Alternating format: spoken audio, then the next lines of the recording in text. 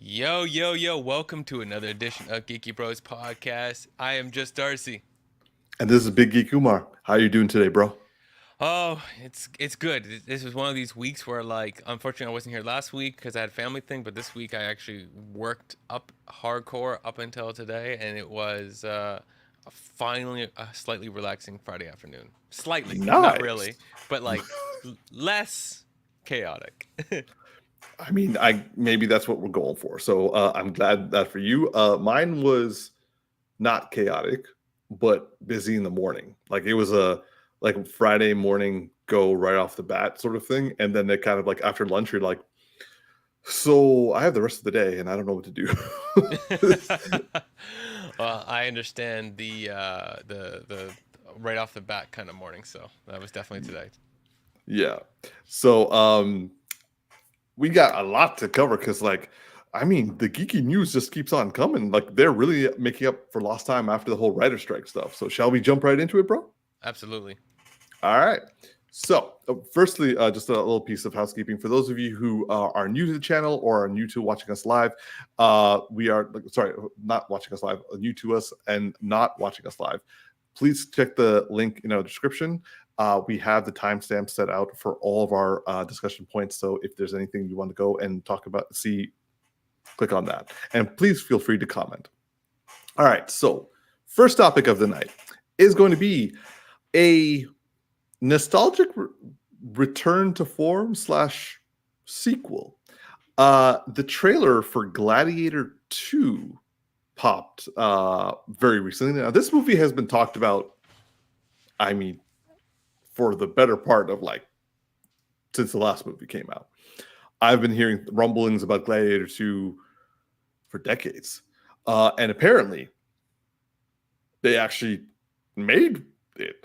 And sufficiently enough that they have actually made a trailer for it. I mean, I almost feel a little bit in disbelief. Like I feel like somehow this was just like a very elaborate prank from like all these actors, because I've just been hearing about Gladiator 2 since the first one came out back 24 years ago.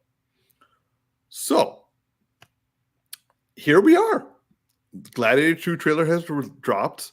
The premise of the movie is that basically Lucius, who is played by Paul Mescal's, who's the person in the middle in our image right here, is playing Lucius, the kid of the woman in the first Gladiator movie. And Yes. so he has grown up, but he has gone through the same thing that Maximus has done, Russell Crowe's character in the first movie, and has been sold into slavery, become a gladiator sort of thing. So he is trying to get revenge on Pedro Pascal's character, who apparently, from reports, say he is I wouldn't say like a protege, but someone who actually worked under Maximus. And I don't know who Denzel Washington is playing, but he's in the movie. I think he's playing the next like guy who sells gladiators to people, and also at the same time is doing like a Game of Thrones sort of manipulation, like Littlefinger style. And then we have also the Connie Nielsen returning back as Lucilla, who is so I don't know if she knows that her son is in the gladiator pits or not, but I guess the movie will tell us about that. And then we have the Emperor it's Geta and Caracalla. I think it's Caracalla. They were basically emperors who ruled together until one killed the other and then became sole emperor. So it's during that time. So yeah, Darcy, let me ask you two questions aside from like what you thought of the trailer. But my first question is, what did you think of Gladiator like right now? Like, did you enjoy it back in the day? Are you over it, or were you never a big fan of it? And then how is this trailer in relation to that? So your first question, I loved the movie back in the day. I think it's a classic. We all weeped. Like, no, forgiven that I don't remember all the details, but we all weeped in that. What was who's the main Russell actor? Crowe? Russell Crowe. I'm like, I'm pretty sure it's Russell Crowe, but sometimes in my brain, Russell Crowe and Gerard Butler get confused. Not that they should be, but there's just something about them both playing powerful. I hear that. I feel like Gerard Butler, like when 300 came in, became my Russell Crowe of like my age, and so, but regardless, yeah, like we all wept over Russell Crowe's character passing at the end, like everything he fought for, and then for it to end the way that it did, but that's what also makes it a glorious film. Unless I'm misremembering any details. And No. You're Oh, right. I'm like, I'll make sure this is right, because like I remember when I was young, especially when I was really young, I used to watch a lot of different like Roman Empire, biblical. Well, they were tied to biblical things in the family. Yeah. I don't know why. I don't know if all of them were or not, but all these like historical type films, and they was like really popular, and so I sometimes get confused. But I love that film. You know, I think it's a classic. It's done well, and I think it's interesting to, you know, do what they're doing with this film, because it's history repeats itself 100-fold. Like it's like the whole story. It's like the same storyline. However, typically when you say, "Oh, part 2 is just the same as plot 1 all over again," this is annoying. This actually feels right, because you have a character who came from the original, who came from the consequences of the first one, who would literally be inspired by and react in that environment based off of the original character's like story, and the main character is driving the same plot all over again, because there always is going to be a horrible emperor, and always going to be a person who's selling the slaves and selling the gladiators. It just happens to be that this person, it's like the question is, did they learn stuff from the first, from the person that they're preceding, right? Will they learn, and will it change, or will history repeat itself? Will it be the same tragic end? Will it be a twist? Will it be a tragic end for a different reason, and the hero must fall on their sword for a good? Like it asks a lot of questions that, you know, you're going in the film and you think you know all the beats, but there's enough there to ask the question, will it twist differently or end the same? And because it's not like 1 year later with the same characters, it's an interesting story, right? Versus if it was, I don't know, just pick any franchise we've watched where like 1 versus 2 is just, oh my god, this is a carbon copy and it's boring and I can't think of anything new. This doesn't give me that premise. And second Force of all, Awakens. I mean, everything with Star Wars, bro. We'll get to that later. We'll get to that later. But the thing about wow, you really threw me off of that one. Sorry. So you were saying about like with this trailer. Oh yeah, this trailer. I was gonna say that it was good. I just finished watching it. It was actually awesome, because you were narrating about the trailer as I was watching the trailer, and your narration was ironically pretty close in timing, even though you didn't know you were doing that. And so that was actually like, by the time you were done describing it, the trailer only had like about 10 seconds left, and I was like, this is good. I was like, you got me hyped, because it was like I didn't get to hear anything they said, but I actually got the cold stuff. So it was good. Overall, like, this is one of these, like, we're hitting an era right now where we're going back on classics, but we're doing it in a way where it's starting to work. Like this looks like we're doing nostalgia right. Yeah, this looks like the proper continuation. I just saw John Campia's out of the theater reaction on Twisters, and that also is one that seems to be done right, because Twisters is not expected to be competing with Gladiator in any category of any awards, but it's entertaining, and it also looks like a good 40X. I don't know if I'll be able to make it to a 40X because how busy my schedule is, but at least I'm going to watch it at home. It's guaranteed. Yeah. And so there seems to be this era of like some of these things really, really working. And so, yeah, that it's exciting to see. I'm hyped about this in the general sense. Like I'm not lining up, you know, night before for tickets, nothing like that. I'm like, hey, if I'm available that weekend, cool. Otherwise, I'm Yeah. definitely renting this film. Well, renting. What am I talking about? Streaming this film.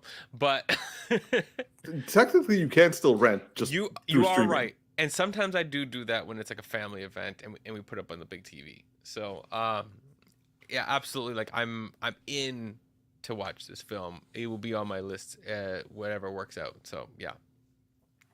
So for my sake, I'll say that Gladiator, when I watched the original back in 2000, that was like the beginning of my dive into like all things old and like old speak, historical epic, historical fiction style. So like because like it was like Gladiator, then it was like Braveheart, then it was like Braveheart and like Gladiator like back together, and then I was like watching anything I could on that front, which like Lord of the Rings kind of like reinforced that aspect along with like other said related shows and movies, and then culminating in Game of Thrones and House of the Dragon, all that sort of stuff. So like it's all, in my opinion, kind of for me from Gladiator. Mm. And this trailer, to be honest, when I clicked on it, I was like, I don't think we needed a sequel, but whatever. I watched the trailer and I was surprised that I was actually ending up intrigued by wanting to watch it. I didn't think I would. I thought I would be like, oh, okay. But this, I was like, cool. The trailer felt like it gave too much away. Ooh. Well, I only got to see it. I didn't get to hear it. I Yeah, got your description, so I got a better version. you're right. Also, since you didn't hear it, it kind of kills the question I was going to ask. There has been a little bit of controversy regarding this trailer, having to do with the music, because since they decided to get, I'm going to keep talking. I'm going to mute myself. I'm about to go. If you say there's something wrong with the music, let me pull this up. yeah, okay, I'll just take over while you do that. So for those of you who don't know, this trailer received some backlash, aside from saying, oh my God, they're rehashing the same thing, and also another thing being like, this didn't need to be made, why is it being made, blah blah blah blah blah. The other thing was this trailer got a lot of flack because apparently people were upset that Jay-Z's song was played in the second half of the trailer. And I'm not gonna lie, like a part of me was kind of like, because like the first half of the trailer, they're kind of like doing like usual setup music for whatever is going on in or whatever the situation. And then like we're used to like the music from the original movie being like so epic.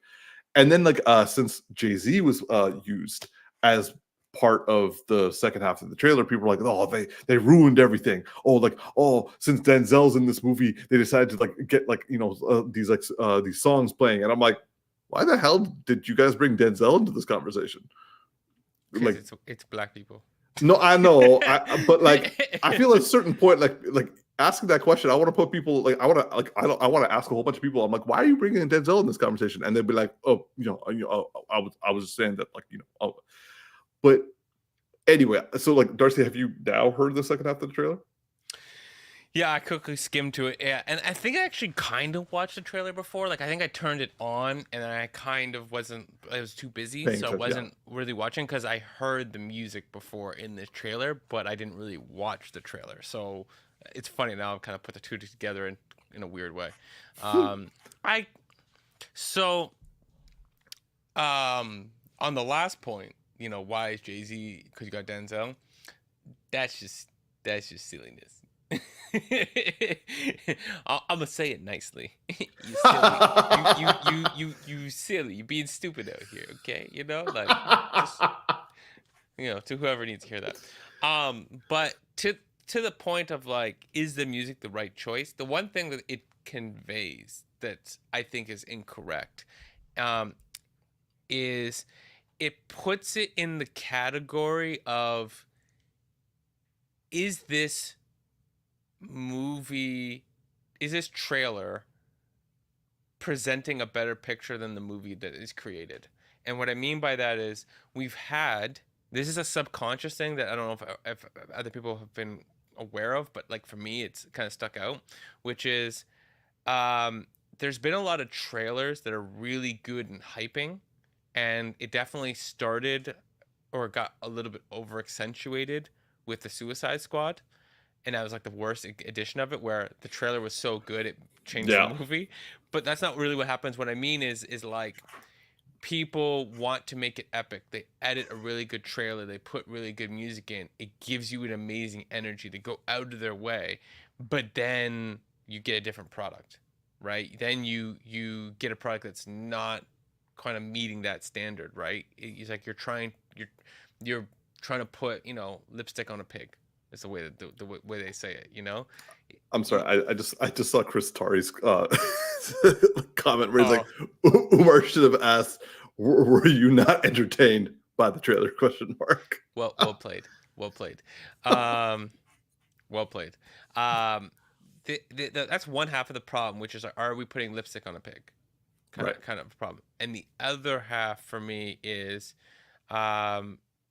if that is the actual tone of the movie and they're going to use newer age music, I think that they'll lose the mark, right? Like if we actually hear like a Jay-Z, Kanye West kind of like, hardcore hip hop in the middle of that thing, as much as that's cool, right? Maybe you do tie it only to Denzel scenes, right? Just to be on the nose about racing. Also, while we're here, give Denzel some dreads like he's Killmonger. But just for the sake of it, just like do the full tokenism. Exactly, just token the whole thing up. But the thing is that like it is an epic historical film, and we have a precedence for that energy. So you should keep that energy. You should be on that mark. And I get why they're trying to sell this package, but it's like there's two halves of this, right? One argument is this is made for people 30 plus. Like, honestly, even though like you and I love this film, it was actually made for our parents, right? Yeah. And so it's a late 30s, but really 40s to 50s like nostalgia film. That's one half of it. The other half is it's so far removed in time, like literal release dates, that you could be making a new product for a new generation.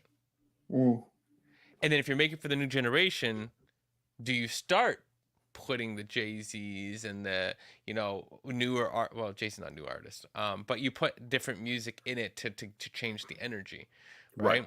And then you lose the plot of the original. So like, it's personally, I don't think that even though you try to make a new product for the new generation, I don't think that this is the product. And so you should really cater to the people who already love it.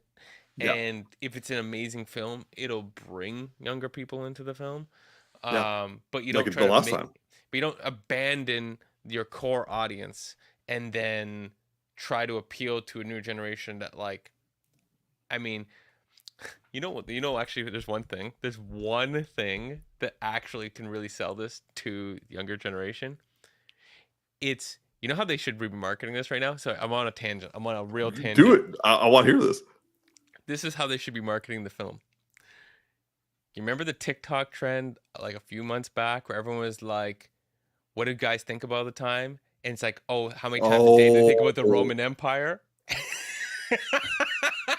You make the marketing on this is like, I was like, I'm thinking about the Roman Empire, and it's pictures of the new Gladiator trailer like in your head, and it's like it's a perfect play for marketing because it's like you just bring back the Roman Empire thing about the Roman Empire. That's how you market to the young people. I love that. That's you don't need Jay-Z. You need the TikTok clip that is just like, oh, I'm thinking about the Roman Empire, and it's like, oh, I satisfied my husband's Roman Empire desire. I brought him to see Gladiator 2. Right? Exactly. Like, we're doing a Gladiator marathon this weekend. Brilliant. Like, it's just, that's how you market this thing. No, that's brilliant. That's hilarious. it's ironically timed. They couldn't have planned that because they had to spend 3-4 years making the damn thing. Oh, that's actually brilliant. For me, like I will say I completely agree with you. Like I really don't have anything more to add because I think you said it well enough. Yeah, I agree with you. Yeah.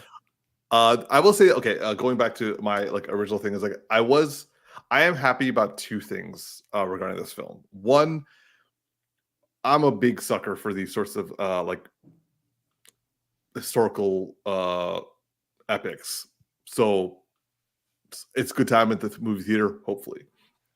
Second of all, I'm really glad that Paul Mescal and Joseph Quinn and also Pedro Pascal, but like he's pretty big. Like I'm really glad that those guys are getting a big budget. Like everyone's gonna fucking see this movie, whether it's gonna be good or bad. Like everyone's gonna be watching it because they're like, "Yo, remember the first one? Let's go see it." I'm glad that Paul Mescal is getting some recognition because he's a really, really good actor, and I'm glad that he's gotten like both him. So you talked about Twisters. So Paul Mescal and the girl from Twisters, like the new movie, Daisy Edgar Jones, the two of them were in a show called Normal People, and they were phenomenal. Like this is like I think came out, I wouldn't say 10 years ago, but like maybe like 8 years ago, something like that. Like it was phenomenal, and they killed that show. The fact that both of them are like doing as well as they are doing right now makes me really happy because like they are an untapped like resource of like acting potential. That's good. So, yeah, so that's what I'm happy about, aside from being somewhat interested in seeing where this goes. But yeah, for someone who didn't think that they needed a Gladiator 2 trailer, I'm actually not disappointed with this. And like you said, like the Jay-Z thing was kind of like I didn't bat an eye at it because frankly we have so many other trailers doing similar things with all different styles of music. It didn't bother me. I just felt it was like momentarily I'm like, oh, that's not really in line with the previous score, and then I moved on with my life. I did not get upset. I know, but they also scored it 20 years ago, so it's Fair. it's like I mean they could do it, but they want us on dated like Yeah. All right, moving on to our next topic. Now, this is another bit of a controversial trailer that came out. So, Captain America: Brave New World, or Captain America 4, the trailer for that has finally dropped. Now, this film has had problem after problem after problem getting off the ground, getting actors, getting directors, there are definitely some questionable casting choices that were made, and also a lot of very strong criticisms, boycotts, discussions all across the board. And like some of it has been racially focused, some of it has been geopolitically focused, some of it has been like just plain bad writing focused and like bad directing focused and having to do reshoots and like it not being like observable or viewable, or if this people are having like racial viewpoints about like the fact that we have a black Captain America and should that even be happening. This thing has like anything that could literally come up has come up with this film. Yeah. And ironically, the most recent and by far I mean the most recent problem that has come up, which I don't see this as a problem, just more of a head scratcher, is our beloved Giancarlo Esposito is in the trailer and has been cast in this movie as a result of reshoots. He has been like people have said that the character that he is portraying is a character I have never heard of in comics, who apparently had like a very short run. I think it's like George Washington Bridge or something like that. Yeah. And named after the bridge itself. Exactly, yes. And he is primarily a I think he's a Cable anti-hero.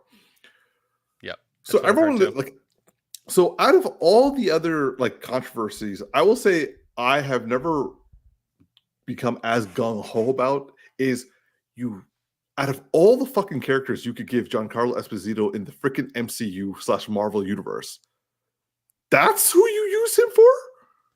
Yeah, that's definitely a miss. Especially I'm kind of hoping that we got the information wrong, to be honest. You know, it also kills me, and I liked Josh Brolin doing his thing in Deadpool, but he still physically doesn't look like Cable, right? Like he physically is missing several inches and muscle. Like and that sounded wrong, but anyways, but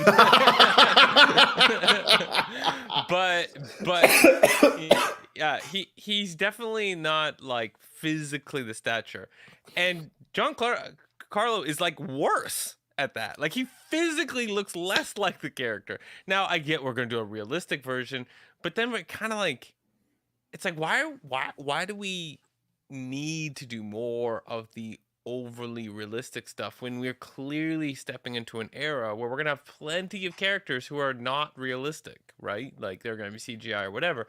And so it's like, why do we need to do that? Like, and he might be a great character, and you know what could happen here is that we make a character out of this that we never, like Captain America wasn't that big, right? And now he's huge, right? And so this could be a thing. A reinvention. Still feels like a miss. 100% agree, bro. Like, you know what this feels like? You know what this feels like? And I bet you this is what's happened. I bet you this is what's happened. All these talks in the background are more than talks, and people get to a point when they have leverage and they sign a contract with Marvel, and Marvel has to utilize them by a certain point or pay them out. And he probably got to a point where basically Giancarlo's like, the check is due, okay? Because we know Giancarlo about his money, okay? And he probably was like, the check is due, and he got stuck with this, and you're like, great, like I'm getting out. That didn't happen because he got contracted for this movie after the movie was like done. Okay, it better be building to something I don't know about. 100%, because like the fact is he even wanted to play Professor Xavier. That's the thing that really pisses me off. But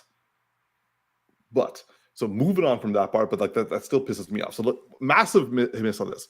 Second, to your point about like us moving in the direction of CGI characters, we finally got the reveal of the Red Hulk. Yep. And personally, I was a little let down by the look. Now, then again, this is the teaser trailer. They got like several more like VFX artists going to be working on this between now and like a release date. And also we're seeing it from an odd angle in a very short clip. So like I'm kind of hoping it looks different. That's on purpose. I mean the angle, because they're trying not to reveal exactly who it is. Like we're all anticipating it to be Harrison Ford. Yeah, thank you. I was gonna say that wrong. I was gonna say Henry Ford, and I'm like, that's not right. That's Ford. But yeah, so like Harrison Ford, but then a couple people were like, what if it ends up being somebody else, right? That's true. What if it ends up being Giancarlo Esposito? What if he's a Hulk? And that's why he got contracted for this role. I mean, it would definitely be way more interesting than that. Is absolutely true. That is interesting. Okay, you've intrigued me again. Okay, so now that we have gotten out of make the best of a situation that feels like I heard it. Okay, so now that all of that has gone on the table, trust me, a lot more could be said, but I think that we should just move on. After all of that, Darcy, as we have all witnessed, you have been severely disappointed in Marvel. I'm not going to put this on you. We have been severely disappointed in Marvel for some time now.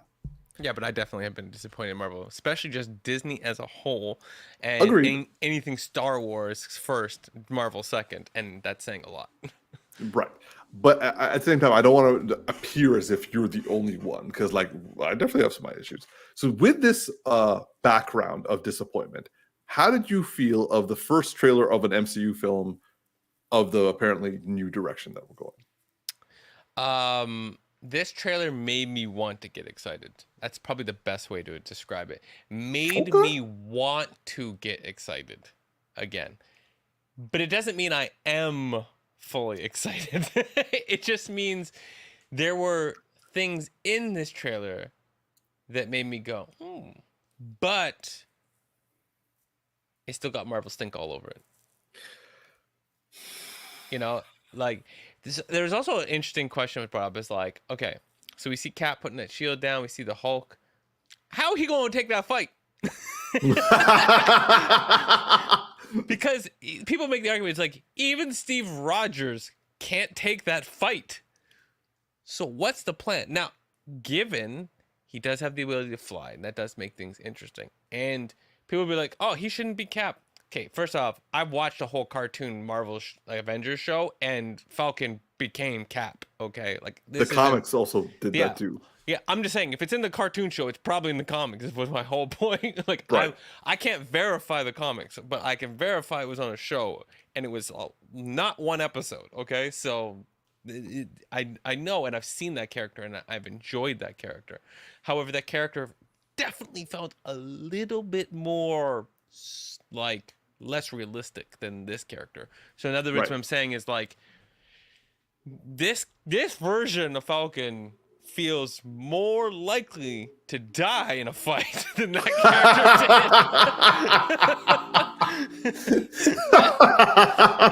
character did. Yes. Yeah, because like, yes, he has vibranium wings and the shield, but at the same time, yeah, like I'm sure he can slice something, but don't let the Hulk grab a wing. You know what I'm saying? Like, don't let the Hulk grab anything. Yeah, if a Hulk grabs a wing, it's gonna be wow wings for you. Just like give him the hot sauce and call yourself dinner, because it is over. However, this could be, Umar, tell me, Red Hulk more or less powerful or equal to regular Hulk? I would say equal. Yeah, so you dead. The only difference with Red Hulk less is he trained.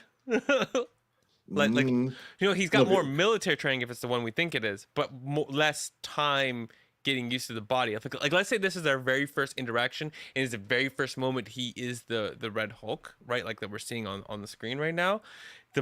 And this is the first time they fight. Like that's what they're hinting at in the trailer. Like, it's the one time where Falcon Captain America is at the highest point of an advantage, because it's the point in which he is the least experienced in that body. True, but like the one negative thing is that Red Hulk has full mental faculties involved.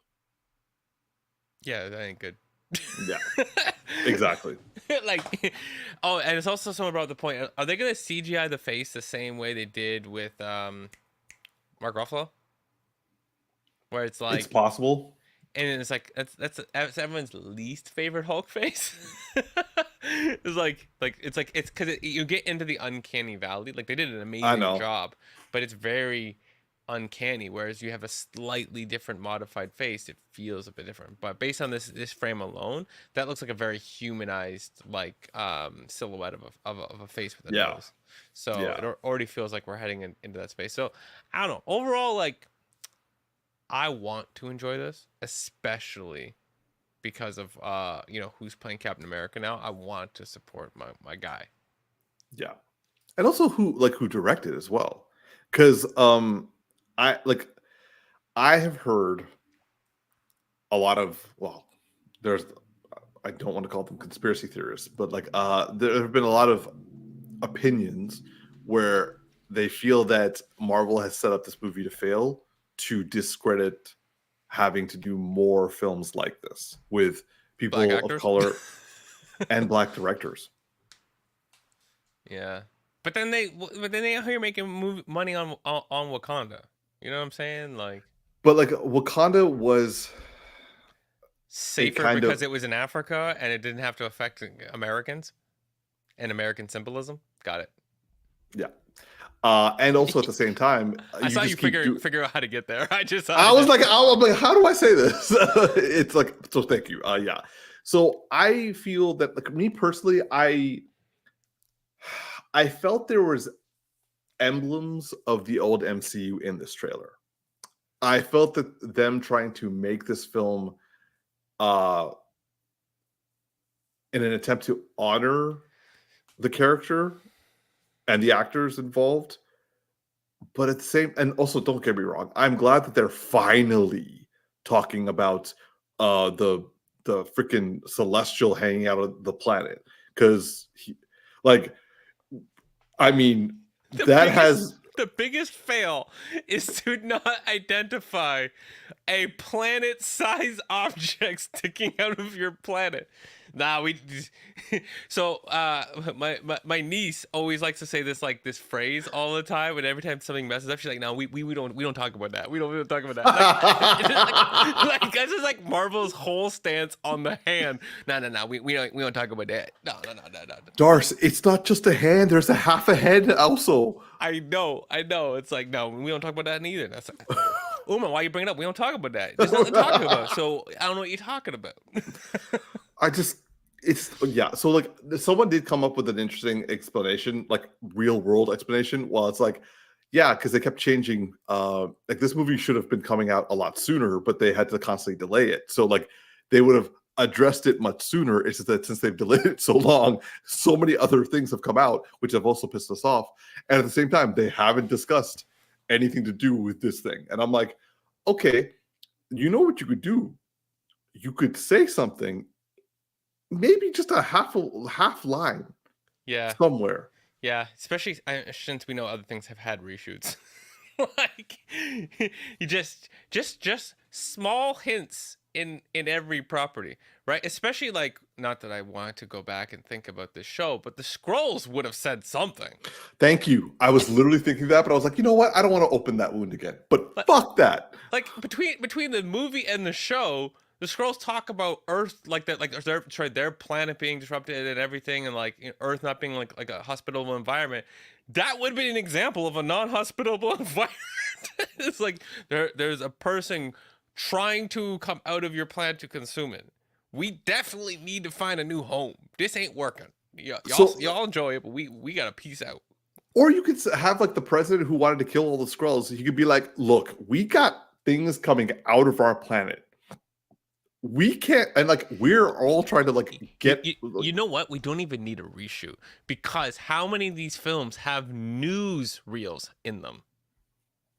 You just need a small piece of that, but in one that doesn't seem to affect the plot, right? You just have a picture on a newspaper in the background. They did that already. Oh yeah, you need to sprinkle it everywhere.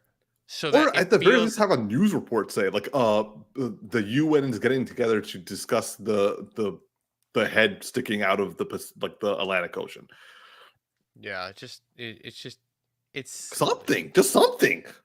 Yeah, it's a silly. We don't talk about that. Yeah, that's what they needed when they hired Tom Holland. Every time he gets in an interview, a guy slides out. No, Tom, we don't talk about that. Yeah, his co-stars do that for them. Yeah. But okay, so like I will say that I agree with you. I want to be for this film because I want to support like any POC character getting like time to shine, and also I like the idea of like, going back to basics and keeping things like more grounded and like real world politics sort of thing. But at the same time, there's just so much here that's like I'm worried about.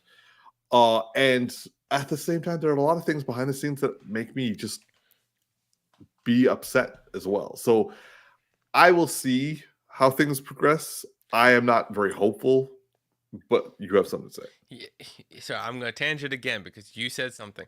So Marvel, you said, oh, going back to Grounded. The thing is, they missed that opportunity because they had two major events where they should have immediately followed one property with a highly grounded property. Yes. How many times have we talked about after Endgame, it should have gone to a time of mourning? Right? Yes. All the properties we kind of got that, but like we should have had extended properties significantly going off of the effects of that event. Yes. And everybody focusing on how to, like, some people are literally grieving, like Wanda, but you have other people who are not grieving, but maybe acting differently. So you're exploring that. You have the human element in each story of how they're all handling the situation different. Some are avoiding it, some are dealing with it perfectly fine, whatever, some of a mission. And that starts the bigger piece. And then the event with the Celestials happens, and we should have also had another immediate property that talks about like the effect on the world and how it's shaping the view people have, because Yep. we've always like Marvel won't go here because it's Disney and they're too afraid to go here. But you know what would have been a very interesting thing, would have been very interesting, is so fundamentally human society, we have all different cultures and religions and views on how the universe is built, right? If a freaking being started crawling out of your planet, it would question everything about your view. Yeah. And so you should have had hinting conversations or people actually arguing at certain moments, and then still having the superhero thing that guides them away from it. But regardless, like it's just like you did nothing with that. A part of me wonders, because like if they're smart, I don't think they'll do this, but if they're smart, they should work the fact that Tiamat like broke people's minds, and the reason why Ross won is he's like, I'll make everything normal again. Like him just saying, I will make everything normal again is such a desperately sought out thing from like the psyche of of people. But like that is what he did, and he won like a landslide victory because he's like, I'm gonna like cut back the superhero stuff. I'm gonna like take out all like this like thing. I'm gonna make sure that this thing no longer is an issue affecting us or anything like that. And like no aliens allowed. And it's like, okay, thank you. Like we need time to breathe. Because like Yeah, and that would have, and he could have been overhanded and having the wrong approach, and it ignores the existential threats that could be coming, and it has a whole lot of stuff, and then that brings the reason why some of the superheroes are fighting against him as an antagonist, and he's doing something that is understandable. It's like even how Thanos was like, I don't agree, but I can kind of understand. Killmonger, I yeah. don't agree, but I kind of understand. If Ross came in and said all of that stuff, I was like, yeah, we can't agree because we know other stuff that's happening, but I kind of understand. Yes. But what are we going to get probably? I'm an American military guy and I need to do things my American military way. And we're probably not going to get much more substance than that. And you're like, oh, okay, yeah, because American military is bad. Got it. Yeah. And I'm not saying they're not. I'm just saying it's just too simple. Exactly. And the fact that this thing has had as many reshoots as it has proves that like either either the story was too complicated and they wanted to tone it down, or it was too political and they felt that given like the current like atmosphere that it was like too incendiary. And Disney has always been a coward that's backtracks. So I don't know. We'll see how this goes, but like I hope it goes well. I still don't know if I'm going to watch it due to like some geopolitical aspects attached to it. Maybe that will make me feel better going forward. But at the same time, I do want to support my POCs. So it's that. We will see. Umar, you just made a great statement. You said Marvel, cowards at backtracks. And that's a perfect segue to our next topic. That is actually very true. So moving on to our next topic, very nicely. Last time, not last week, our last podcast, we were discussing that 2 weeks ago, there was a rumor that went out that the Russo brothers, who have directed Captain America, Winter Soldier, Captain America, Civil War, Avengers, Infinity War, and Avengers Endgame, aka the top 4 of 5 MCU films. Yeah. Were rejected by Marvel, and the main reason due to their excessively high budgets for things. Now, again, this was a rumor, but that rumor circulated big and fast. And let's just say that we, along with everyone else on the internet, had some thoughts. Mm-hmm. Well, 2 weeks later, earlier this week, it was been reported by the Hollywood Reporter and several other newscasts that Joe and Anthony Russos have been approached and are in early talks to return to Marvel Studios to direct not just one, but the next 2 Avengers films. So basically, Marvel heard the old. Pull it back, baby. Pull it back. That news got out. That's what they had to do. I wouldn't be surprised if the Russo brothers themselves were like, "Oh, you don't want us to come back? Okay, drop a little line here." Everyone freaks out. So, I'm waiting for your apology. Okay, yes, we can talk. Their price went up. Yeah, exactly. So, for those of you who don't know, Avengers 5 and 6 have been in, let's say, would free fall be too subtle of a term? No. Yeah. Should be the name of the next film. Yes. So MCU has been in a bit of a free fall after the whole Jonathan Majors controversy, which, given how everything ended up, I mean, they've had worse people working on the films. I'm going to go on record. I think they've been in a free fall since the season finale of WandaVision. No Way Home. No, that's more like catching a branch on the way down. Black Panther? That's 2 branches on it. I'm just saying. I'm not saying those are good moments. Like, that's like falling off a cliff, hitting a landing for 2 seconds, but being too tired to actually stay there and rolling off to the next thing. Like, I'm just saying. Okay. Like, they're good, but Marvel ain't. Yeah. So, nonetheless, as a result of firing Jonathan Majors and getting rid of the entire Kang Dynasty storyline, Avengers, well, they're going to have to rename that because it can't be Avengers Kang Dynasty. So Avengers 5 is going to need a remake, and I'm assuming they're still planning on doing Secret Wars, which is like all the different like universes coming together for a big battle. Now, I will admit that the Russo brothers, having left Endgame, have not been doing a great job out there. Like, their TV shows didn't really do that great. Their movies on Netflix were all right. At the same time, a lot of those things were creating things from scratch. This is not only something that has like a long history, they also helped the history. So, and also, I mean, there are a lot of consultants, a lot of actors, a lot of like people to help.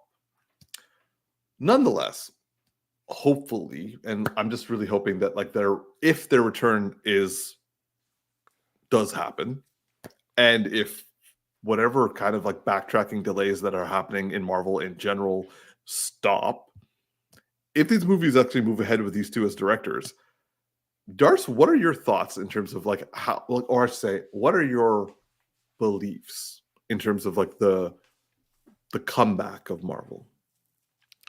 One, I definitely think this is one of the best chances to bring audiences back, because audience have been waning. You have 2 sides to this, right? You have the hardcores, and we can just make that a big group from all the hardcore comic people to, people like Tactix and myself who are like, we're hardcore, but we're nowhere near like You're like many people. But we're in that sphere of people who are like more committed, right, and are more aware and have to explain things to our girlfriends. like we're, you know what I mean? Like we don't gotta explain the page 95 and like none of that business. But anyways, so this is going to bring those people back because the best properties they have done, right? Right. And the other side, the average goer who is going to show up to Captain America 4 and go, sorry, wait, he's black, and totally missed the context in between. No, like literally missed Endgame and Infinity War, and they just show up every so often. I use that as a random example, but I know. It fails for what I'm about to say. People who've seen like Endgame and Infinity War and love them will have the brought to you by the people who made these other films that you loved, that were biggest of all time. That's always a good selling pitch, because they're like, oh, that must be good, right? I don't need to care about all the continuity and all the context. I just want a good film. Is it going to be fun? Yeah. And so they know it's going to be fun. My thing at this point is I think that Feige had a great plan to a point. And I don't know if he was done emotionally, like he built out this journey and he was emotionally done. But at this point, I'm not seeing it. I'm not seeing the overarching plan, you know? Yeah. I think there was 5 phases that he had in his head, and then Disney has done its thing, and I don't think he planned enough beyond that, right? Like I'm gonna put it this way. I don't think this guy had a 40-year plan. So if he didn't have a 40-year plan on the story, then it might be easier to sway him off of where he could have taken it. So I say all that to say that I'm of the mind that if these individuals want to be involved, I think that we have a better chance of getting quality story because how do I put this? I think it's like Feige needs to be at the point where it's like he has the high level bullets, but he's got to be willing to allow amazing creators to come in and help push this direction and maybe help him rejuvenate it and fix it and take it in a new way because it just feels like Marvel's out here scrambling to figure something out and we're trying to make this happen, trying to make this happen, trying to make this happen. It's not working. It's not working. Not working. It's like, all right, fine. Just let some people make a great couple of films, build a general direction, and get us to something. Because right now it just feels like a mess. And even if you do hit all the notes, it doesn't feel like you're gonna execute them. It's like, yeah. You handed in the assignment and you've hit all the things, and it's boring, right? Yeah. I'm gonna get a good 75 on this, but I don't really care. Yeah, I will say that from my perspective, not only was like Feige probably had a 10-year plan, he hit it, had some good ideas for how to do like the fallout of that 10-year plan, but a mixture of having a new CEO forcing production, Yep. him losing his right hand, with Victoria Alonso being fired, also like no longer having control or like I remember there were reports of him being stretched thin. So like him no longer having control over what is being put out there Yeah. when they're also like blowing up what's going out there. So I think your statement of them saying that they're just like floundering around is absolutely correct because I think that's all that's been doing. Because not only has their plan been like nosedived with real world events, both with like COVID, writer strike, and also Jonathan Majors, which are, I mean, are devastating. But like because there is no longer a like quote unquote quality control, we all sick and tired of having like this boring ass meal when we have been coming here and like we were enjoying the meal with our families. Something you said, maybe want to pull back on something I said and change it, which is you're saying that, Feige losing so much control. And then I'm thinking about the Russo brothers being rejected. That feels like a Disney decision. That feels like they're too expensive. And that feels like I'm not making decisions on content. I'm making decisions solely on financial. And Disney has put themselves in many ways financially under where they should be right now. Yeah. And to the point that there's talks of like Apple buying them out at one point, right? Yeah. And so I think that honestly, in the long run, Marvel's gonna have a poor finish because Disney just doesn't know how to actually do it anymore. Because look at what they're doing with this in Star Wars. Like, it's like they get their mitts too deep into it, and I'm gonna use I'm looking at this gauntlet, so I have to say something like snap half of everything out of existence. That's worth it, like they just messed the whole thing up, right? It's like versus like trying to do a little more what Apple does and like invest and let it happen, let the creators create, and yeah, I don't know. I'm very pessimistic because at the end of the day, it feels like there's a very greedy set of corporate people at Disney who care so much about whatever purposes and personal agendas that they have, that it so affects the quality of everything that gets made. Your pessimism is very well earned. We have had I won't say we have had as bad as a ratio as you point out, but like we're like when before the ratio was like, let's say 4-1. The fact that we're doing like 2-2 or 3-2, that's two. And like we have more properties coming out in the last like 10 years than the previous 10 years. So that's a lot of mediocre to bad stuff. So that's a lot of faith you've thrown away. Like franchises don't get away with that much mediocrity or bad quality. The fact that they're still alive, even though all of that is taking place, but like that is strictly based off the fact that they're doing IPs that people want and are making changes. Now, with the potential of X-Men being brought in, with the Fantastic Four also being brought in, that's like garnering some interest. But like you're right, like there's a lot of goodwill that's gone, there's a lot of loyalty that's gone, and there's also a lot of doubt that has not just been seeded but has grown. Now, I'm going to ask a question. People are hyping that Deadpool, the new film, is going to be amazing, right? We're super excited about it. By the way, we need to make sure we plan when those tickets come out. I know you are. I know you're on it, but I have no idea when the release date is. I'm just waiting for you to tell me we're going on this date. Send the money. But do you think that Deadpool, being a rated R film coming out under Disney, is financially successful, right? Like really financially successful. Are likely to be financially successful? No, like I just assume it happens, right? Like let's assume it makes, like, I don't know what the production cost in this film is. For Deadpool, the new one. Let me look it up. But let's assume the production cost and marketing all in is like 300 million, because I know that they rated R. I think that's light, but like I'm with you. Yeah, maybe it's bigger. So maybe with all costs in it, the whole film's like 400 million. What is it, Umar? No. Sorry. I read that wrong, and I thought for a second I said 100 million. I'm like, that's not possible, but it was 127 minutes. Oh yeah, that's definitely a totally different thing.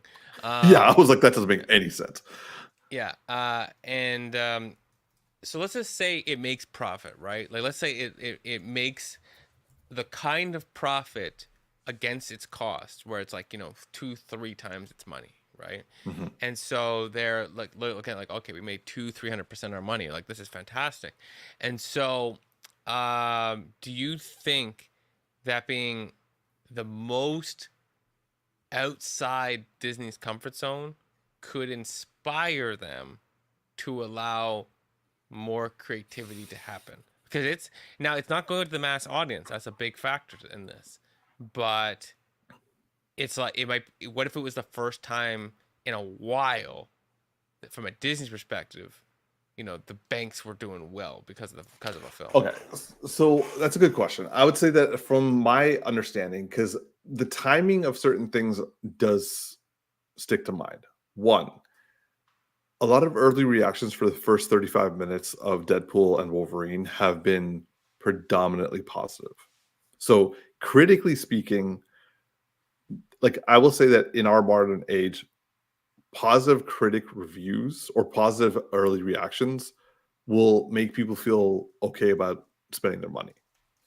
On top of which, this is something that like inherently people have wanted to see. Like people like Ryan Reynolds. They like Deadpool. Yeah. Wolverine in comic accurate suit, Wolverine coming back. These are very easy things to bank on and very easy things to like get people to just knowing that is enough for people to be like, I'll give it a try. Throw in the early reactions. We have some good things. Also, this movie is sold out for the opening weekend. Yeah. So that is also something that hasn't really happened big time in Marvel recently. These are all encouraging things that the approach that they took with this film is what people want. Also, the fact that they've decided to slow things down and people are being a little bit more focused on quality over quantity, which is something they've repeatedly said over the last like 2 years. And haven't done. Well, we have the thing is, all the things we've seen so far have been things that were made before that decision. So we have received, just like with the DCEU, we got like 4 DCEU films after they said that they were going to get James Gunn. Like people were attributing the DCEU to James Gunn, and it's like, nah, that's not what happened.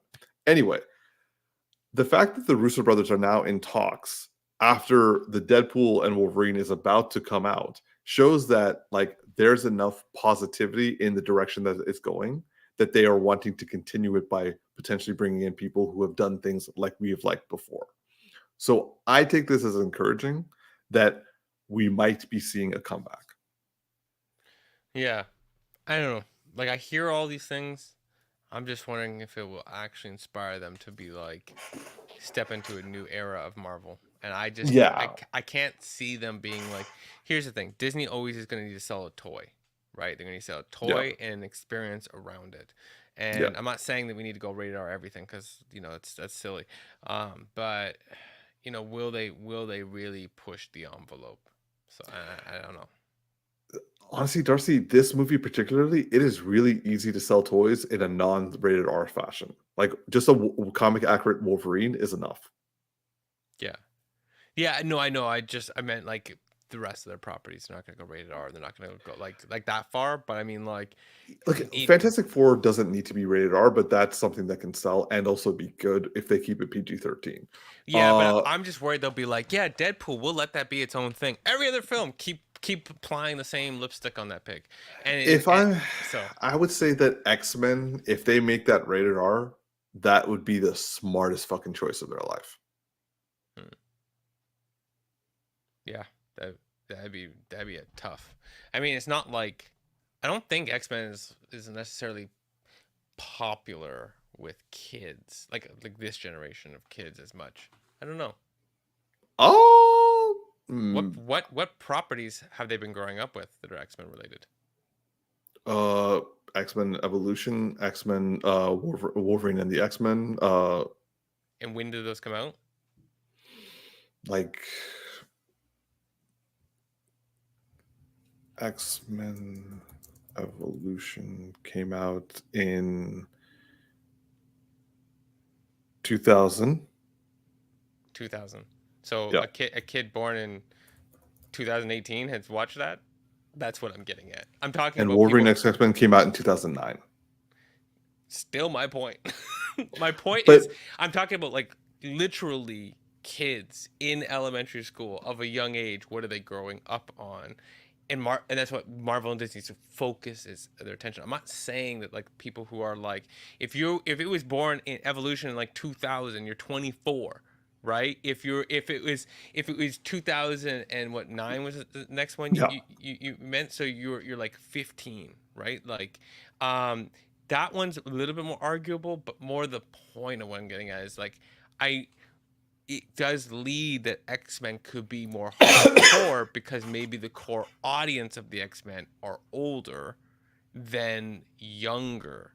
And so therefore they might not need to lean as much towards as many like young things. But they will still need to have that balance. Maybe not R, maybe like a little bit hardcore, really on the edge.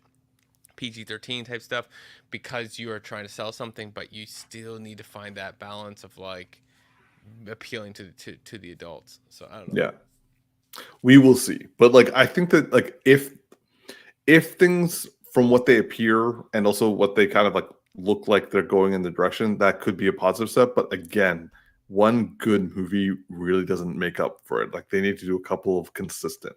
So consistency, quality is what we need right now. I'm gonna need about 4. Okay. Moving on to our next topic. Speaking about superheroes and quality. Now, we are going to give our final thoughts of season 4 of The Boys, which has released yesterday. Now, we are going to be somewhat careful in terms of spoilers of the last episode, but like at the same time, we're going to talk about it. So mild spoiler warnings, potentially big spoiler warnings. Watch at your own risk if you haven't watched it yet. Anyway, so Darcy, what were your thoughts on the last few episodes of The Boys season 4 and also as the season as a whole?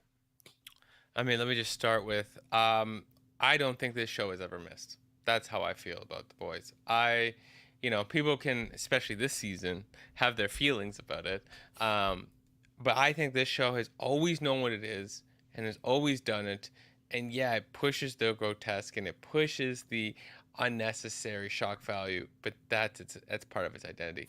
I have loved these last few episodes. The setup for next season is super intense, and I'm like, you're telling me I can't talk about, be spoilery, bro? All I want to talk about is the last scenes with Sister Sage right now. All I want to talk about. Let's say it. So, spoiler. She makes a reintroduction, and she identifies that everything, without saying everything that happens, was part of her plan. She has played so well that when Homelander thinks like, all right, screw you, get out of my face, I don't want you around no more, and she reintroduces herself, it's like, oh, that was part of my plan. To the point that, one, she's played that well. Two, she just wants to play because she wants to play. She just wanted an opportunity to test out her skill. Because the thing about her character is, there's two things I have to say about this. One is, before you go on, let's put the name to this actress. So the actress who plays Sister Sage is called Susan Hayward. Thank you. Did not know that. Never looked it up. So Susan Hayward. Thing I like about this is that, for instance, Homelander, very much in the beginning, was a unbelievably powerful person who was not able to fully utilize his powers on a regular basis in open, right? Like, he did use them, but it was always kind of like a secretive thing. And as the show's progressed, it's become a lot more visible to everybody that he's like using his powers. Like, people are just dying on TV, right? Sister Sage has been like, up until meeting Homelander, she was kind of like, remember when Superman had that interaction with, oh my gosh, I was gonna say the wrong one. Doomsday? No, not Doomsday. Lex Luthor? No, the other big bad. Brainiac? The Thanos of the world. Oh, Darkseid. Darkseid. I knew it was a D. I just couldn't get there. So when he had that fight with Darkseid, and he's like, "Thank you. I'm able to fully let loose." I have always had to like. It was like the permission for her to let loose, where she could play everything. Because if she played that without his permission, he'd just kill her, right? Yeah. She's smart enough to know that if I just like started playing a game without him and being involved, I'm dead. He's just gonna laser me immediately.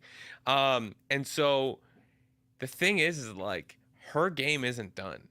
It's not just about what stage 2 is gonna be next season. I think she is going to play for the boys.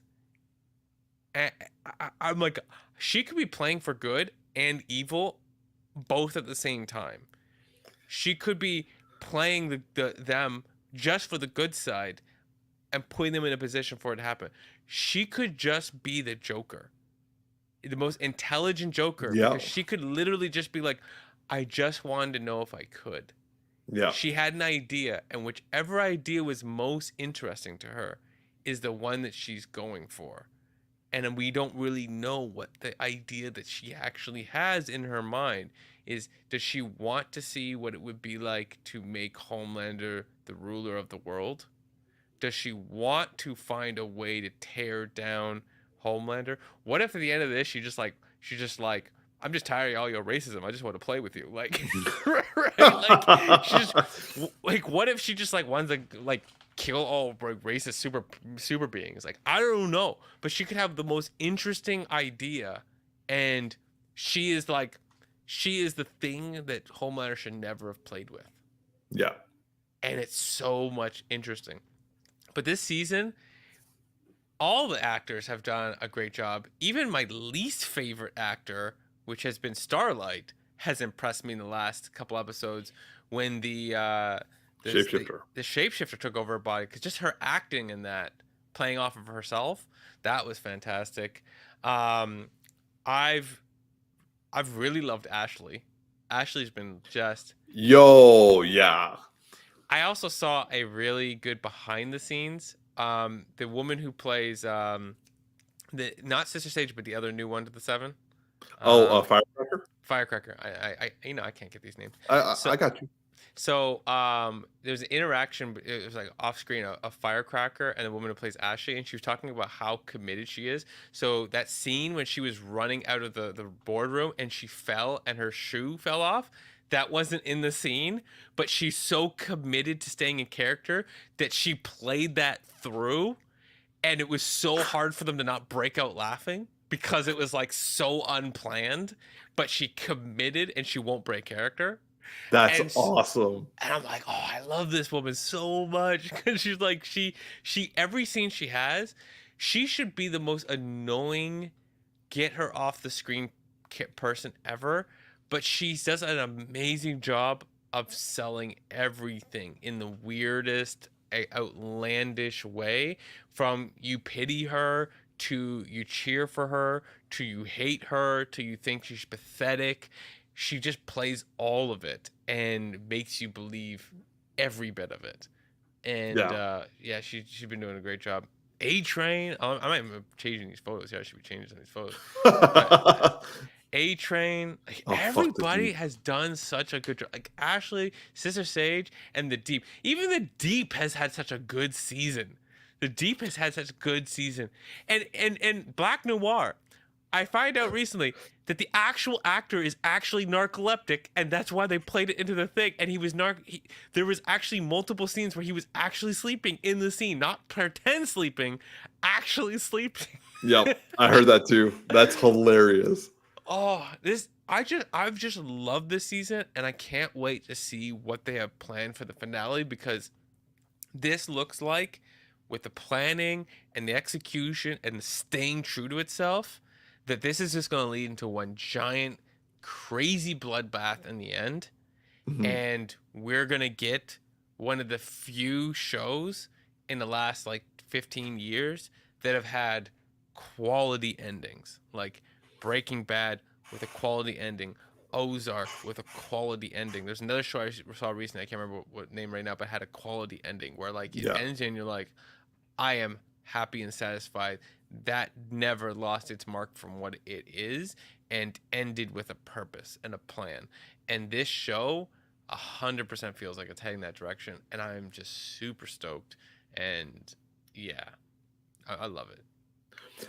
I will say for me, I'm going to start with my minor criticisms. I will say that this season I I like the least out of all of them. Oh, get out of here, Umar. Hold up. I ain't got time for all this.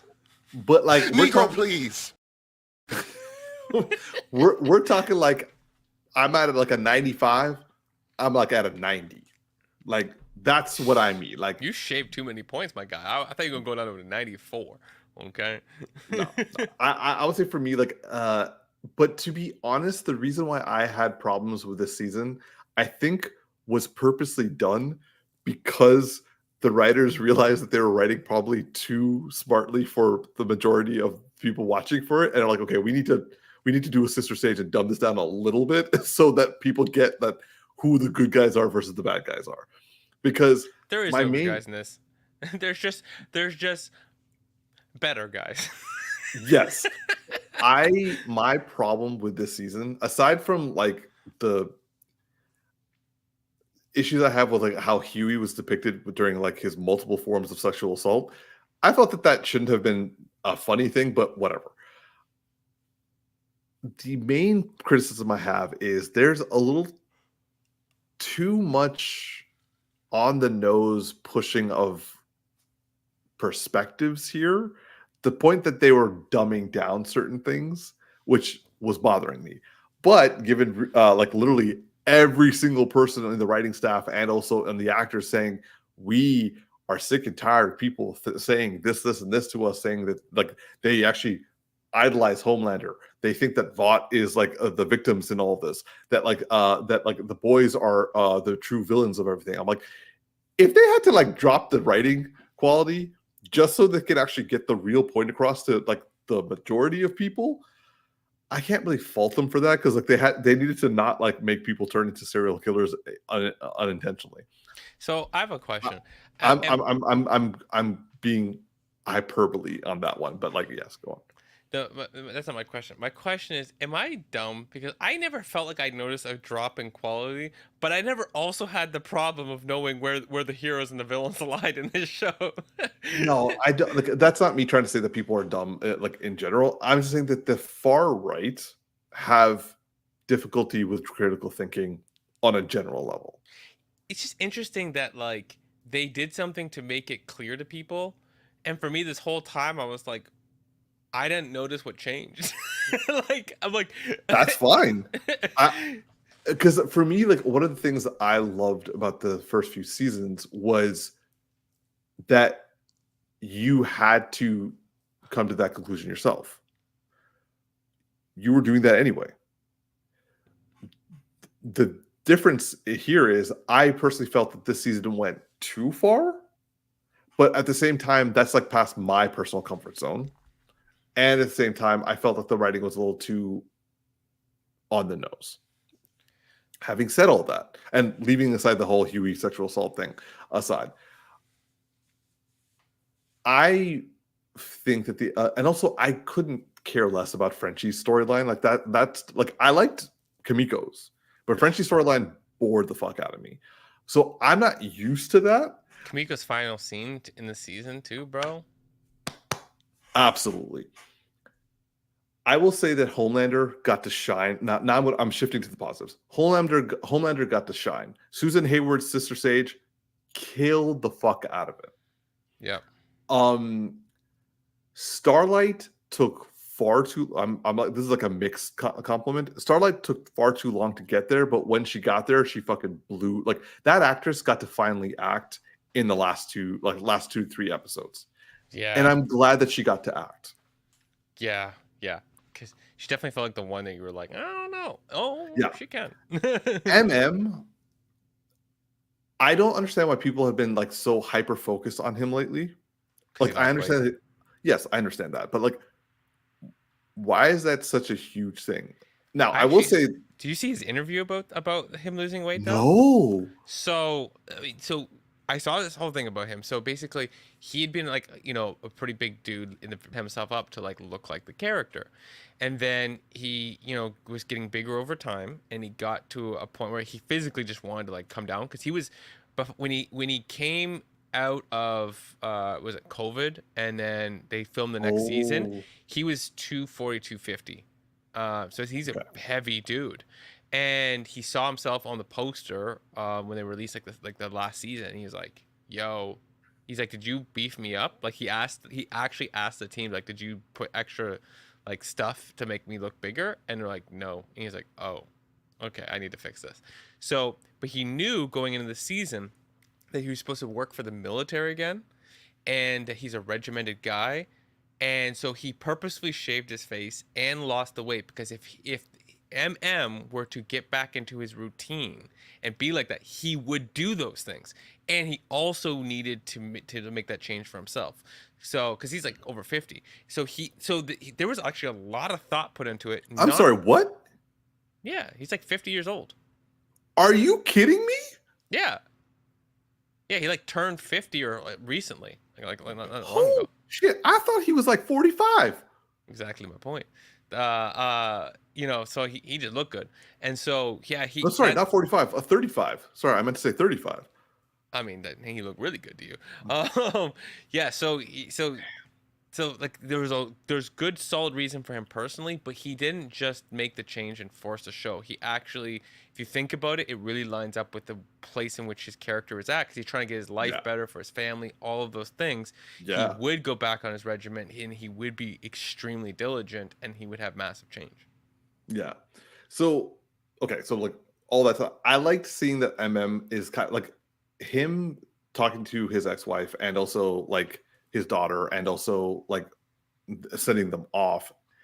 when she's like bringing the it's like, why are you fucking still here? And it does kind of lead to him as a person. It's like, is he just going to leave things to shit, or is he going to be a part of like fixing things in their mind? So like that stuff I really liked. I like Newman's perspective. Like she was a complicated character throughout the season, and I liked that. I felt Huey had the least to do, and then had spurts of being actually like very important. Yeah. He was inconsistent for me, but like that Simon Pegg episode was dope as fuck. Absolutely. So okay, we've not talked about him at all, but Carl Urban's Butcher started off slow for me. Halfway point, I really enjoyed him, and I really like his relationship with Ryan. I personally believe next season, this is a theory, I personally believe that next season he is going to kill Ryan. He is absolutely going to be a villain. Absolutely, but I think he's going to be the one to kill Ryan. Yeah, I think. I mean, yeah, it's gonna be a tough season. I think Carl Albert. I don't say anything because he's consistently amazing. 100%. He's so the constant in the show that I'm like, there's like nothing to say. Yeah, he's the foundation. Yeah, I will say that like The Boys this season, again, still very quality show. Some too far traumatic experiences for me personally watching some of these episodes. But at the same time, I will say that I did notice a dip in quality of writing, and also storylines started to bore me, but which hasn't happened before. Here's a storyline we didn't talk about. A really good arc. A-Train. Okay. We have talked about redemption arcs in movies and anime before. A-Train's redemption, like people are talking about like, Zuko from Avatar is the best redemption arc you could look for. Zuko never went to the depths of shit as this guy did. Yeah. And not only is his redemption arc awesome, but it's also believable. Like I know people online, and also like people personally in my life, they're like when Huey forgave him, they're like good, like good for you, Huey, but also at the same time he's earned it. And I'm like, yeah. And one of the things I'll say that I did really like about this season, which people don't talk about enough, but it was there was a lot of self-reflection and self-identity discovery from everyone, like from villains to heroes. I mean, Homelander's was terrifying, but like still. And also in a way, Starlight's was also not great either. But like A-Train was coming to terms with, and like finding out who he really is. And I love that when he finally stopped and looked inside, he saw that there's actually someone there, like a good person there. Yep. Yeah, I've absolutely loved it because he's gone through a lot of both the fear and being part of something negative, and then like just like the whole machine that is the Seven. But there's also been really good dialogue about how like he's not been there for his family or people of his community and people who look like him. And there's a lot of people that, not superhero alone, given a context, like people of color who have the opportunity to get the bag, right, to get the money, and have that conflict where it's like, you shouldn't be doing this isn't right, but I need to do this, and he wasn't even doing it for altruistic reasons. It was like selfish and self-preserving reasons. And also, even though everybody else said these things, you don't really know that how much danger he's really in all the time. And so and he was selling himself out, and that slow build, like that moment when like they built that relationship where Starlight and Huey could have exposed him, and he knew they were there, and they didn't expose him. And even though he dealt with that hard thing with his brother and his nephews, and he got called out, he's like, the fact that he went over and he's like thanked them for like, you could have made that worse, and you chose to like be a human about it, and then it's just like showing like where it's come to, and I think he's gonna be a big part of next season. Like, there's a part of me that going to Sister Sage, there's a part of me that thinks that the element, and they've been amping it up with racism this season, like whatever his name, Tech 9 or whatever. Tech Knight. Oh my god. Tech Knight. I keep thinking Tech 9 because there's a rapper named Tech 9. So Tech Knight and his scene about how like, oh, you would have given my grandfather a run for his money. Guess we'll never know. Like, they're amping up that. There's something about Sister Sage that makes me think that her and A-Train in the end, there's gonna be like a duo wing, right? It's like there's like she could just play everybody, but then there's also a side of me that's kind of like, because she's identified in certain conversations like, yeah, but I'm a black woman. Like, she's emphasized it in certain things that makes me think that it's like at the end of the day she's gonna be like standing there with A-Train like, yeah, no, but we on the same side, right? Like, and like she's not gonna like ever want to take him out, and she's gonna call on him for something, and there's something in there, and I don't know what it is, and I could be completely wrong, and it's fine if I am, but there's just something that makes me think about the way things are playing. But I think he's going to be big, and I think he's going to make a big sacrificial move in the end, that like in next season he's going to be away, and then he's going to come back right when everyone needs him, because he left right when he needed to.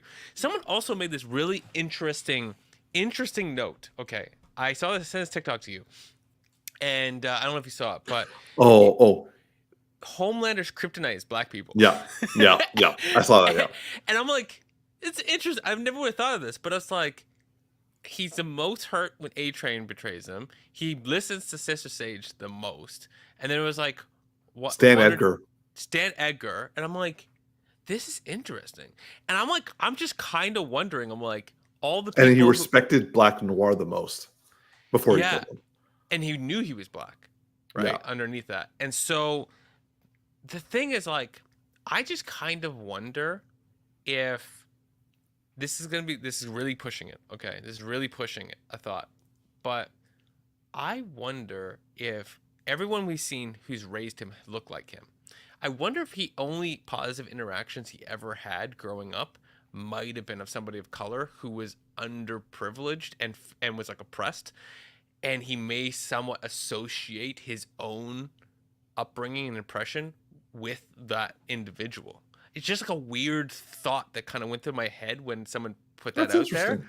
Not like you know, like kind of like in Get Out, where like the father is like doesn't know he's a racist but thinks he's down with the black people, like kind of like something like that.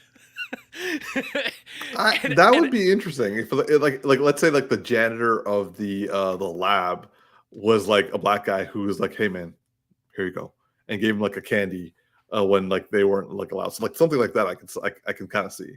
Yeah, like just something, because it's like, yeah, he's like he found out that A-Train betrayed him. He hasn't rushed to kill him. Like, what's stopping him from flying across the planet to find him, other than like being busy with other problems, right? And like different priorities. But that kind of betrayal, that level of betrayal, other than Sister Sage saying that was my plan the whole time, I'm still surprised he hasn't done anything. And obviously it's a setup for next season because we need A-Train for something. But I don't know. It's just like, it's been running through my brain about like, is there something different? Because I'm like trying to think, and I'm like, has every black person around him gotten a special treatment compared to everybody else? And I'm trying to think of a scenario that breaks that pattern yet, and I can't really think of it. Now, I'm sure there is, but I just can't really think of like a specific character that he hasn't given like more of a pass because to.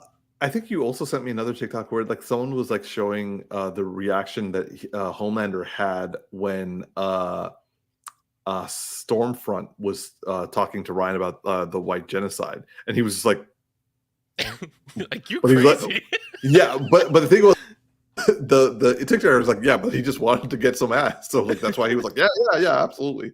So it's interesting, like that is like that. See, that's the level of like subtle writing that I like, and that I'm glad that they're still doing, because like For example, when like A-Train felt like a hero for the first time in his life, he was saving a black man who was technically his enemy, sent him to a black hospital, and a black kid saw him save him and smile at him like, holy shit, you're a hero.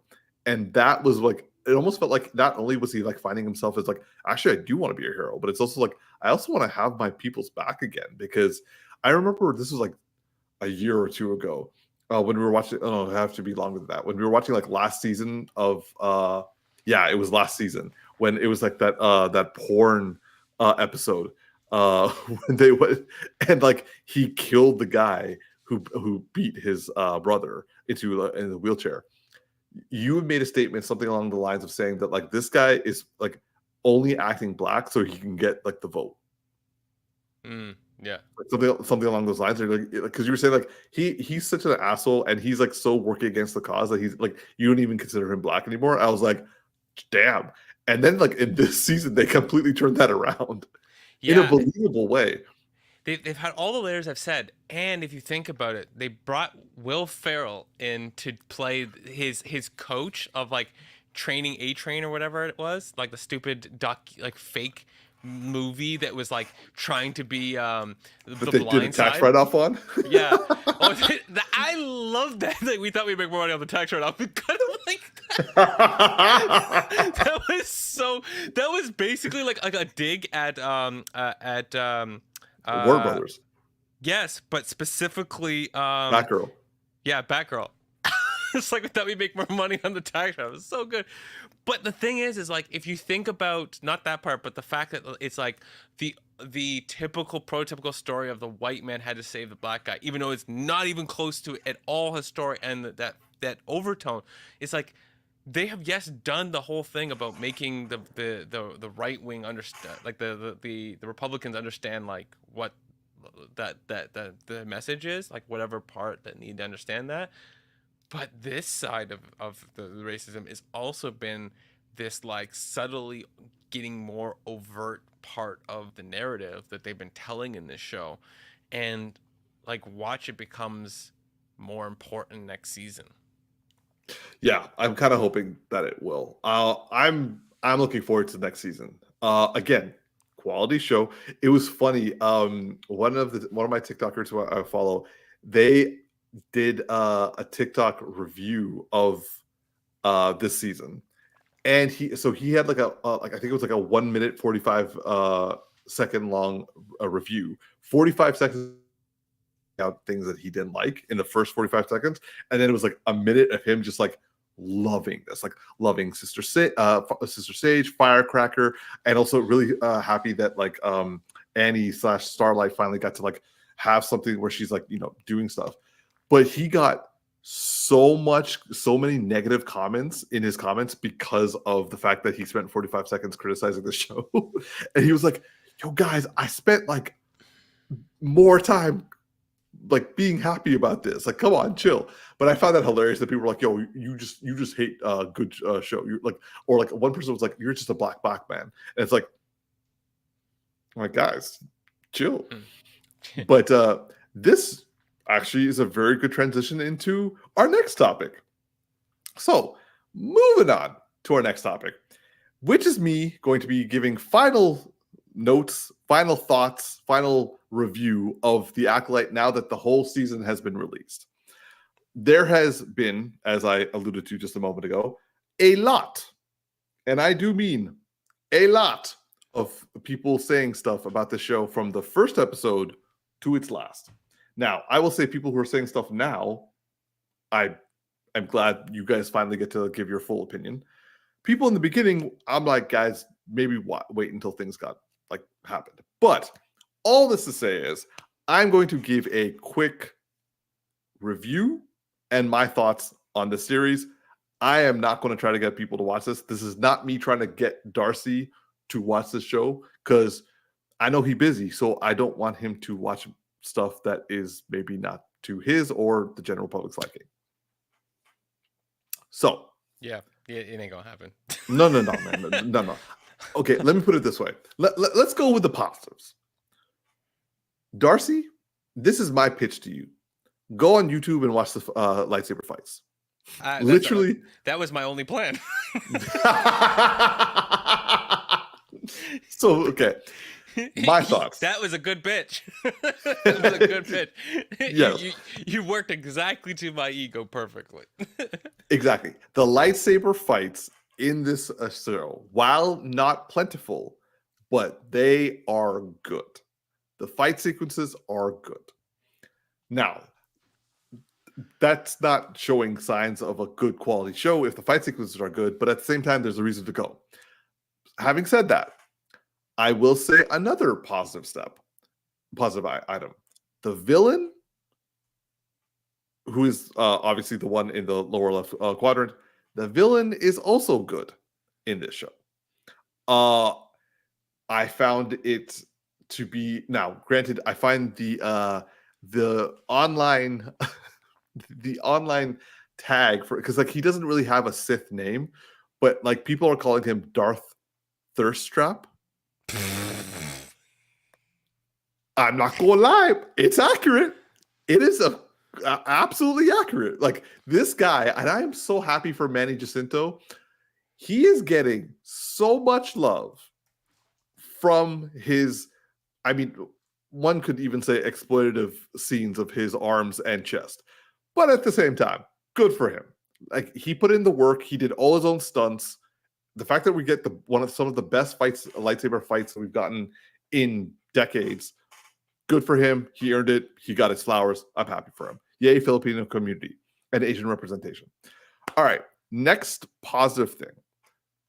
I actually liked the ideas they were trying to put forward in this show. Showing that the Jedi are fallible. I mean, I think they may have gone a little too dark on that side, but who the fuck cares? Well, I'm no sorry. A lot of people fucking cared. But yeah. A lot of people fucking cared. People care about it. Yeah.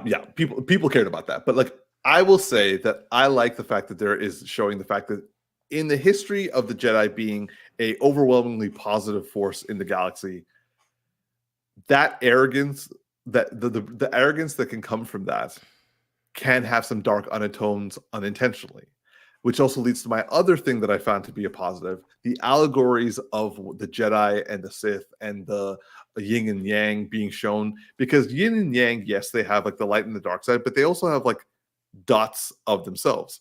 In this situation, the Jedi have the darkness in them, and here we've seen how the Sith can also have lightness on their side. So that was interesting to me. Now I'm going to get to the problems. So you're reversing the TikTok of the boys. 45 seconds of positive, 1 minute of horrible. I mean, it's going to be a lot longer than a minute. Let's be honest. But like, I gotta eat. I gotta eat, brother. You might have to cut that short. Okay. All right. So then, quickly putting forward, this series suffers from a pacing issue significantly. They are rushing through plot points like in season 7 and 8 of Game of Thrones.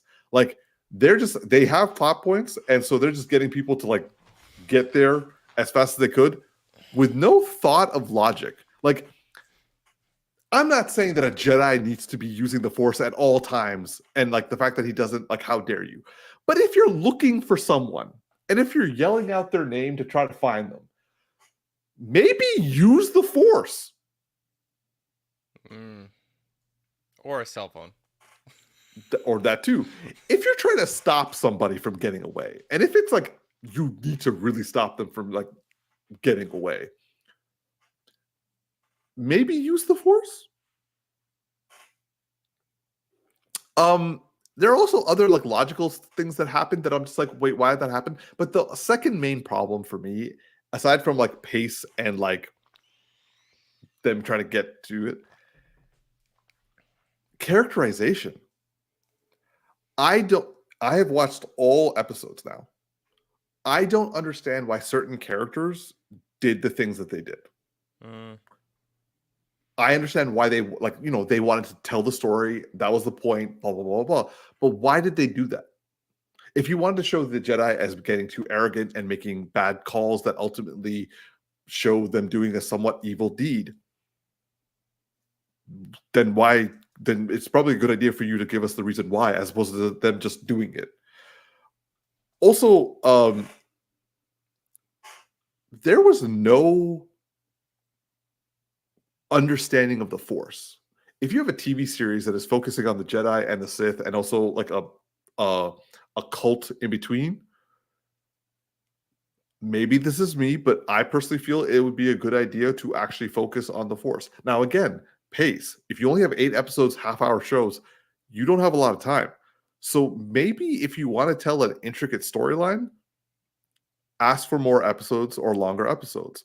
If you can't do that, maybe change your story, because you're just muddling through stuff. And so, again, I don't think this is a bad series, but it's a mediocre one. I don't think this is nowhere near the worst Star Wars has ever given us. In my opinion, the prequel films are still much worse than this show. I mean, you had Anakin Skywalker accidentally blowing up a massive battleship that completely won the war by accident. And he was 9. So, like, there are a lot of problems in Star Wars in its long history. This is not something new. So the fact that people are getting this upset about it, it's like you either have very massive goggles on, or you're just wanting to hate, because let's just say that there are certain people in the forefront of this show that you just don't want to see. Got it. So your general pitch is that it's meh, better than the prequels. It's also, I would say it's, if we're okay, it's better than Ahsoka for me. Because Ahsoka, I was like, what the fuck are you doing? With this, I'm like, I guess we can do that. I kind of enjoyed Ahsoka, but what I've heard about this is I'm going to enjoy this less. It's possible. The thing is, I will say another positive thing about the show. It swung for the fences. It tried to do something new. I respect it for trying to do something new. I don't think they did it very well. It could have been done well, but they didn't. But I appreciate the effort. Got it. Yeah. Still not gonna watch it. I'll YouTube the choreo scenes. That's what I'm saying, man. That's what I'm saying. It's like, or someone's gonna send me like a timestamp to watch from. Just watch this timestamp, shut the damn thing off, and that's it. Pretty much, yeah, man. Yeah. So yeah, I will say that is those are my thoughts on the Acolyte. Cool. I'm falling it back to you. Yeah, falling it back to you for our closing remarks. Well, that's been another edition of the Geeky Bros Podcast. If you like this podcast, you can feel free to like, comment in YouTube. If you thought Acolyte was amazing, you can also put that in the comments, but likely you're going to say it sucks. So put that there too while you're at it. And that's it for me. I'm just Darcy. And this is Big Geek Umar. Live long and prosper, y'all. Have a great weekend, and we will see you next time.